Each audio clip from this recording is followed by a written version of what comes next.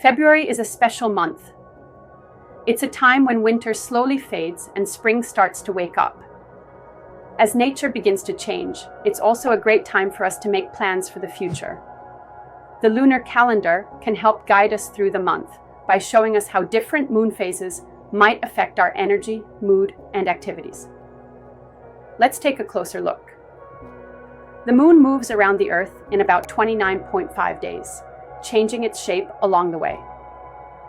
These changes are called moon phases, and they include new moon, a fresh start, first quarter, time for action, full moon, high emotions, last quarter, a time to slow down. For centuries, people have followed the moon's cycle for farming, fishing, and making important decisions. Even today, we can use the lunar calendar to plan our activities and stay in tune with nature. February verse 11, waxing moon. This is a time of growth.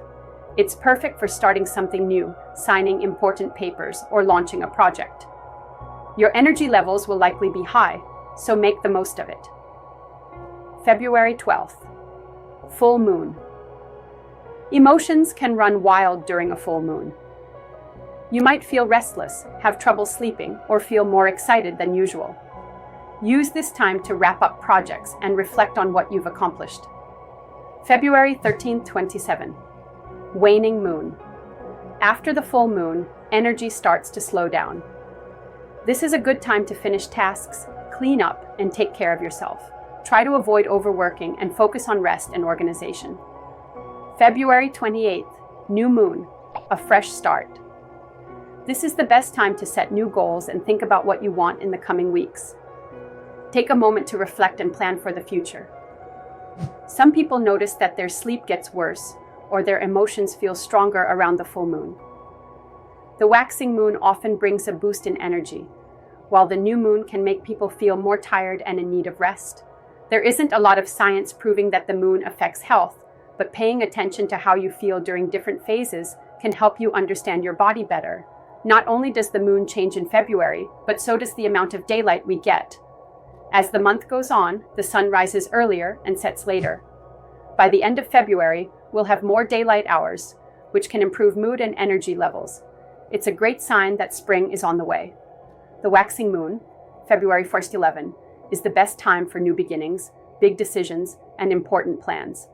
Here are some lucky days: February 3rd, 7, 10, 14, 19, 22, 27. The full moon, February 12th, and new moon, February 28th, can bring stress or confusion. It's best to avoid big purchases, tough decisions, or arguments on these days. Want to make the most of the lunar calendar? Here's what you can do during each phase. New moon, February 28th. Set new goals, make future plans. Waxing moon, Feb 1-11. Start projects, take action, try something new. Full moon, February 12th. Check your progress, finish important tasks. Waning moon, Feb 13 to 27.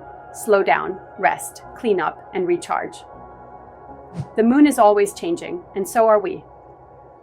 By following the lunar calendar, you can plan your activities wisely and stay in rhythm with nature. Try keeping track of how you feel during each moon phase. You might be surprised at what you discover. Are you ready to use the lunar calendar this February? Give it a try and see how it helps you stay balanced and productive. Thanks for watching. Like, share, and follow for more daily horoscope.